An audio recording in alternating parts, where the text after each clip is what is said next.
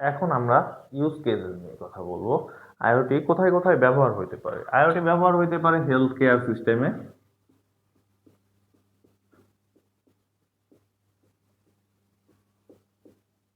IoT ব্যবহার হইতে পারে এগ্রিকালচার,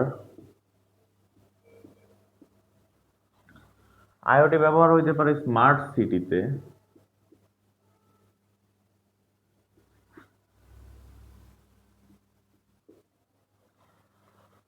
তো এছাড়াও আরো অনেক ইউজ কেসেস আছে। সো হেলথ কেয়ারের ক্ষেত্রে আইওটি কিভাবে ব্যবহার হয়? মনে করুন আপনি একজন হার্টের পেশেন্ট।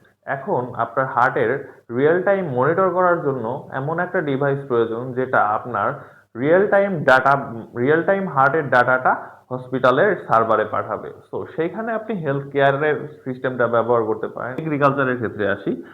এগ্রিকালচারের ক্ষেত্রে আপনি স্মার্ট ইরিগেশন সিস্টেম করতে পারেন। আবার আপনি দেখতে পাচ্ছেন, মানে আবার দেখা যায় যে বিভিন্ন কান্ট্রি এখন দেখা যাচ্ছে যে ড্রোনের মাধ্যমে স্প্রে করে, বিভিন্ন রকমের বিষ স্প্রে করে, পয়জন স্প্রে করে যাতে ফসলের ভালো ফলনের জন্য।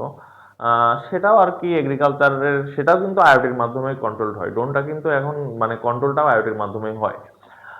স্মার্ট সিটি এটা একটা বড় ব্যাপক আকারের, এটা আসলে এই তিন ক্ষেত্রেই আসলে আজকে বলে শেষ করা যাবে না। তো স্মার্ট সিটির ক্ষেত্রে আমি বলতে পারি যে ধরুন আপনার আহ, এমন একটা সিটি আছে যেখানে ট্রাফিক গুলা কন্ট্রোল হয় অটোমেটিক্যালি, ওইখানকার বাতাস কেমন, বাতাসের আর্দ্রতা কেমন, সব কিছুই কিন্তু আইওটির মাধ্যমে কন্ট্রোল হয়, কন্ট্রোল হতে পারে। সো স্মার্ট সিটি, এগ্রিকালচার সেক্টরে, এগ্রিকালচারটাকে আসলে বলে স্মার্ট এগ্রিকালচার।